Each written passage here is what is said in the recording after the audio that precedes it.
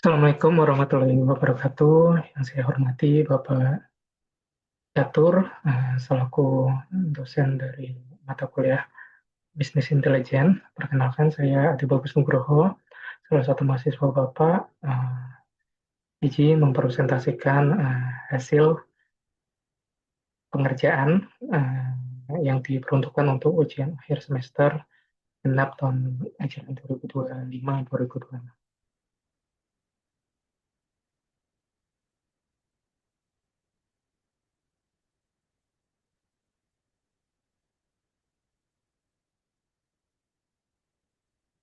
Izin mempresentasikan terkait laporan kinerja Q1 2025 dari perusahaan Isikap. Isikap ini merupakan perusahaan plastik yang sudah modern, yang mempunyai produksi utama yaitu reusable plastik cap untuk produk minuman.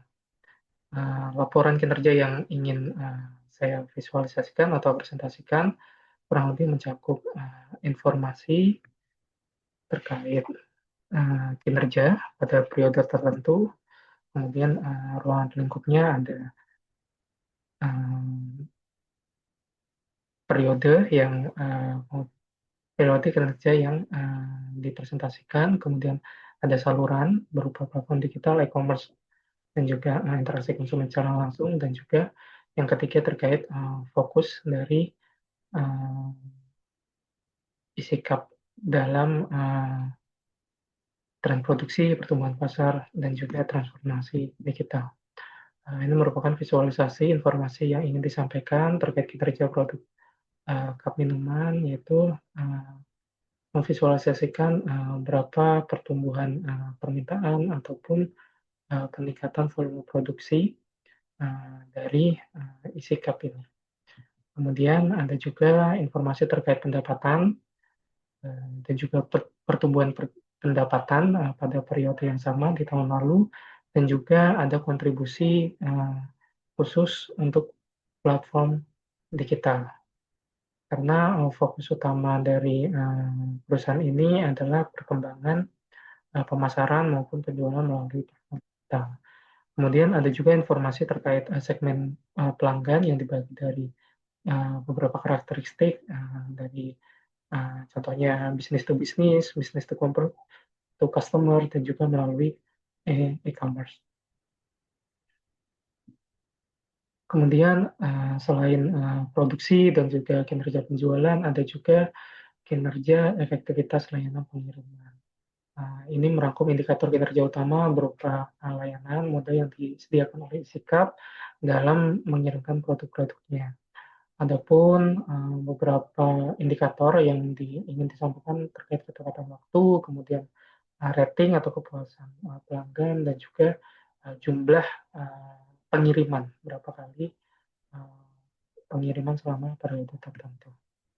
Ini yang terakhir ini hanya penutup terkait informasi kontak, tidak secara langsung nanti akan berhubungan dengan penerapan bisnis intelijen. Nah, izin Pak, ini merupakan alur ataupun diagram alur data dari dashboard kinerja yang tadi di awal sudah disampaikan. Yang pertama terkait sumber data, tentunya diperlukan data untuk menunjang visualisasi atau dashboard kinerja untuk memudahkan monitoring ataupun evaluasi dari perusahaan Isikap, yaitu yang pertama sumber data dari sistem produksinya sendiri, yaitu volume produksi, kemudian kualitas produk, dan juga jenis produk. Untuk produk yang utama sendiri yaitu terkait reusable plastic cup untuk kemasan minuman.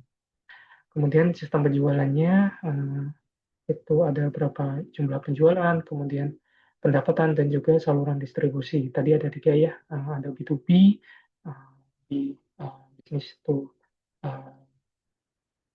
customer langsung, dan juga melalui e-commerce. Kemudian platform digital ini merupakan data khusus, memang khusus disediakan untuk saluran distribusi melalui e-commerce. yaitu terkait data order online, kemudian traffic dan konversi, dan juga kontribusi dari revenue e-commerce sendiri. Kontribusi revenue dari platform digital, dan juga khusus dari e-commerce sendiri ada informasi terkait dengan pesanan, nilai transaksi, dan juga data pelanggan. Selanjutnya logistik atau pengiriman, ada data pengiriman, ketepatan waktu, lokasi pengiriman. Ini masuk ke data logistik. Ini nanti menunjang efektivitas layanan pengiriman.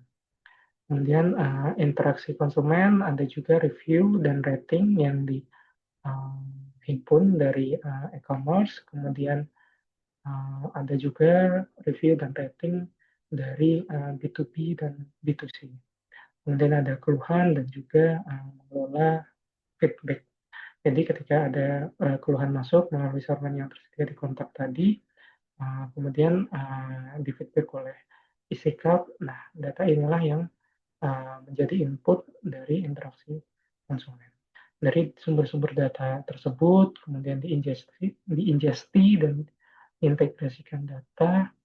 Ini prosesnya Pak, yaitu ekstrak pengambilan data dari berbagai sumber, kemudian ditransform melalui pembersihan, validasi, standarisasi, dan penggabungan data sesuai dengan format atau isian database ya, kolom di database, kemudian memuat data masuk ke data warehouse. Jadi data sumber yang awal tadi bentuknya macam-macam, kemudian diproses melalui ingesti dan integrasi data, kemudian apabila sudah sesuai dimasukkan ke data warehouse. Nah, di data warehouse ini ada staging, area sementara, kemudian ada data warehouse-nya sendiri, dan juga data mart untuk membentuk dashboard. Kemudian dari data warehouse ini diproses melalui proses analitik data, kemudian menjadi dashboard ya Pak ya, produk utamanya dashboard. Dan ini yang disesuaikan dengan KPI atau pengukuran-pengukuran yang sudah ditentukan oleh ISIKAP. Kurang lebih terkait kinerja produksi, pendapatan penjualan, segmen pelanggan, dan juga efektivitas pengiriman. Sesuai visualisasi dari laporan kinerja yang ada di awal tadi. Kemudian selanjutnya terkait visualisasi dashboard, kurang lebih informasinya sama, dari sumber data divisualisasikan sedemikian rupa sehingga mempermudah pengawasan dan juga evaluasi yang nantinya digunakan oleh seluruh stakeholder yang ada di ICK, baik dari manajemen, mulai dari manajemen eksekutif yang sebagai decision maker ya. Jadi dengan proses-proses tadi mempermudah dari manajemen untuk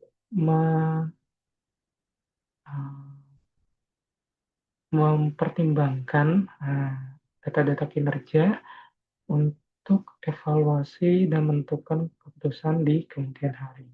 Kemudian data-data tersebut juga digunakan untuk tim operasional untuk memantau produksi, pengiriman, dan juga kualitas, sehingga operasional terbantu, termonitoring, dan seluruh tugas dapat dilaksanakan. Kemudian untuk tim pemasaran dan penjualan kurang lebih sama, untuk analisis penjualan, kira-kira kanal mana yang mau dijadikan saluran utama dan disupport untuk dana, untuk penggunaan dana promosi atau pemasaran. Kemudian yang terakhir, tim analisis data yang menyusun laporan kinerja menggunakan report ini untuk memberikan input atau pertimbangan kepada stakeholder atau manajemen eksekutif. Dari seluruh ini tidak kalah penting diperlukan kualitas dan tata kelolanya, yaitu untuk menjaga validasi dan pembersihan data. Dipastikan data yang masuk ke warehouse sudah sesuai dengan kolom ataupun format yang ditentukan, sehingga tidak terjadi kesalahan pemrosesan data yang mengakibatkan data yang tampil di dashboard menjadi salah dan menjadikan salah interpretasi. Kemudian yang kedua terkait keamanan data. karena ini merupakan data internal dari Isikap sehingga perlu dijaga keamanannya dan menggunakan aset-aset tertentu sesuai peran masing-masing. Manajemen eksekutif berarti atur perannya melalui loginnya, akses kewenangan datanya mencakup apa saja, kemudian tim operasional juga dibatasi akses datanya sesuai fungsi masing-masing.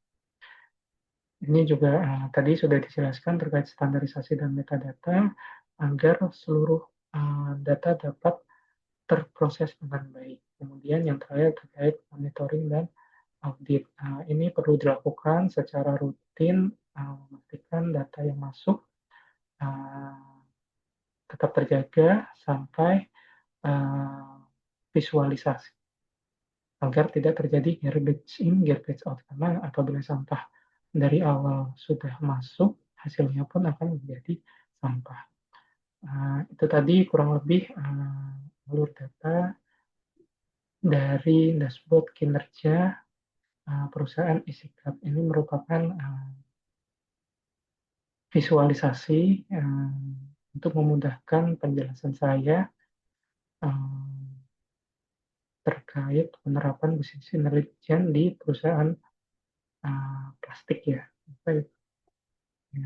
Bapak Ibu, terutama di saya asumsikan bernama Isikat.